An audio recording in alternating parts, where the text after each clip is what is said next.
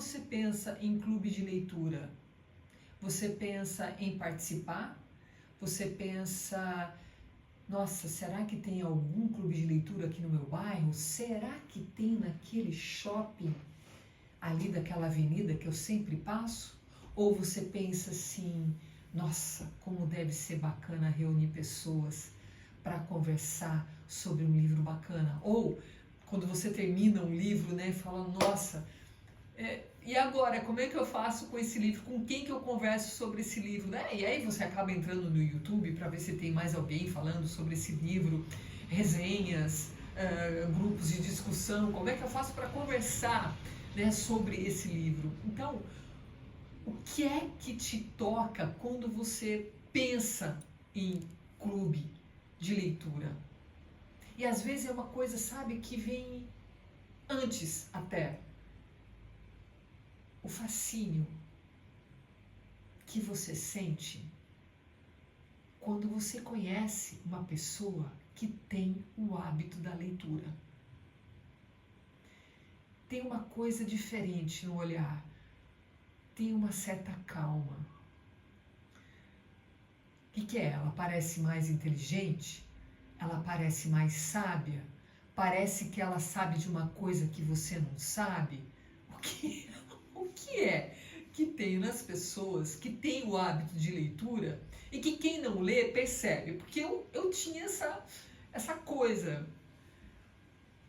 Quando conhecia uma professora, eu não venho de uma família de leitores, né? Então, eu cresci vendo televisão, né? Eu nasci em 71, então eu atravessei ali a década de 80, de 70, de 80, estudando, brincando na rua, de bicicleta, e muita televisão. Muita televisão. Então eu cresci na frente da televisão. Eu almoçava na frente da televisão. Né? A sorte que era uma época que a gente ainda brincava na rua. Então a minha formação é essa. Eu vi a minha mãe lendo aqui e ali, muito pouco. Muito pouco. Mas foi ela que me apresentou. Ela falou, olha, leia esse cara aqui que ele é muito bom. E fora da escola, né? Na escola você tinha que ler alguns livros, porque ia ter a prova do livro. Mas era uma coisa que exigia um tipo de concentração que eu não tinha. Porque a minha concentração era do audiovisual da época que era a televisão. Simplesmente isso. Então, eu achava que tinha uma coisa, eu percebia algo diferente nas pessoas que não ficaram só na televisão. Que de alguma forma, por conta dos seus pais, por conta de professores, por conta de um avô, de uma avó, de um tio, aconteceu alguma coisa com essa pessoa que ela foi iniciada, que ela foi apresentada aos livros. E parte do entreter, parte das viagens que essa criança, que esse adolescente, que esse adulto fazia, era através das histórias, era através desse formato de texto. Percebe? É você abrir uma página cheia de letras e ser sugado para dentro daquela história, escutando ou imaginando a voz desse autor, ou imaginando a cara desses personagens, esse cenário, esses cheiros. Então é de um outro patamar. E fora as pessoas que leem no sentido de ganhar, né, conhecimento. Então é uma pegada mais nossa dos brasileiros, né? O brasileiro lê pouco e quando lê, ele quer ler com um objetivo. Então, se eu sou da área de exata, se eu trabalho com tal coisa, então eu vou ler sobre tal assunto, que complemente a minha formação, porque eu estou precisando saber disso. Eu vi uma palestra, vi o palestrante, ele trabalha com tal assunto, então eu quero me aprofundar mais nesse assunto. Então eu quero comprar o livro do palestrante para terminar de ter essa informação. Né? Então, assim, por isso o grande sucesso dos livros de autodesenvolvimento, de livros de autoajuda, porque esses livros eles vêm com a proposta de ensinar alguma coisa. E até ensinam. até ensinam, mas assim, você precisa colocar em prática, né? E como colocar em prática se é um conhecimento, muitas vezes de uma pessoa de uma outra cultura, né? E se o autor for um alemão, se for um americano, enfim, são questões assim que às vezes você lê e o conteúdo, o conhecimento não fica. Então, existem também técnicas de leitura, de absorção de conhecimento, de estudo, de fixação de informação. Isso é uma coisa que a gente pode estar fazendo vídeos e conversando sobre isso também. Mas não é exatamente disso que eu estou falando. Eu estou falando de algo que gira em torno da arte, da expressão de poesia que o livro pode proporcionar. A literatura, por exemplo. Então, assim, o que é que fica em mim como marca no corpo, como tatuagem, como transformação, nessa conversa que eu tenho com esse autor? Entende? Como a história, como os personagens tocaram a minha história. As várias Tamaras que tem dentro de mim.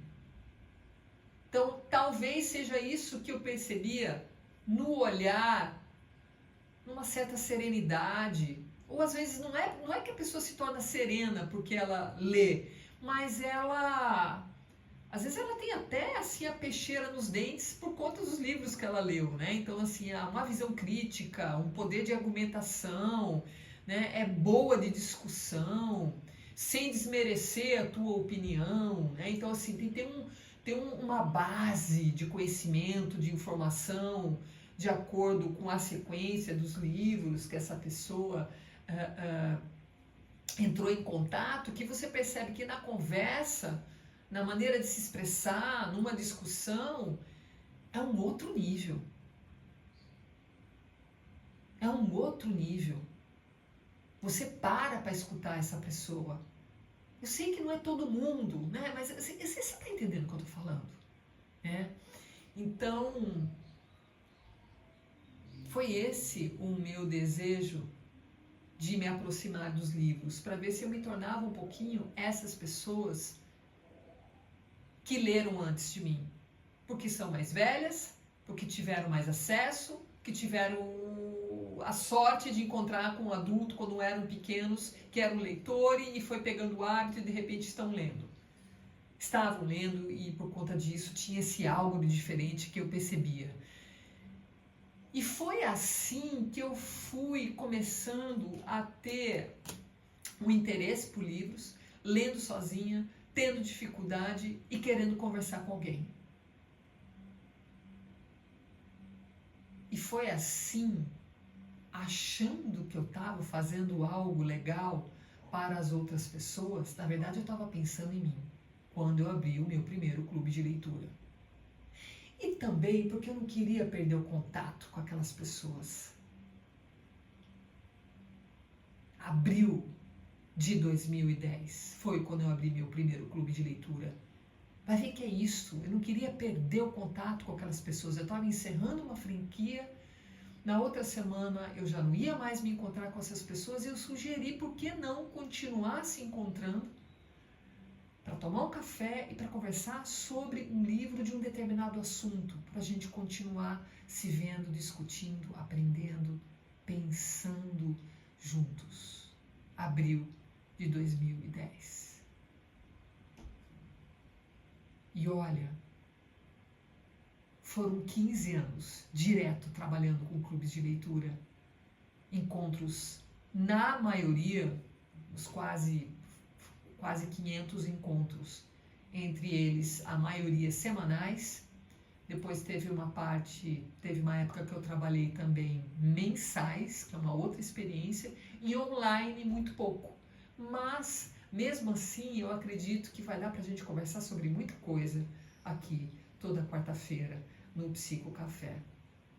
Um canal que a gente conversa sobre autoconhecimento, com café e histórias, mas essa minha história com clubes de leitura e o meu próprio curso Laços e Livros, que eu passo a minha receita de bolo completa em como abrir e manter, né, um clube de leitura, que eu vou deixar o link fixado no primeiro comentário.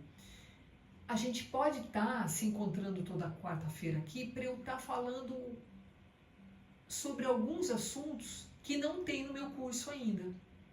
Entende? Porque de repente você já tem seu clube de leitura, de repente você só está pensando, não sabe ainda quando que vai abrir, de repente você já pesquisou na internet como abre um clube de leitura, mas é sempre interessante conversar com uma pessoa que tem essa experiência. Foram 15 anos. Foi tão impactante para mim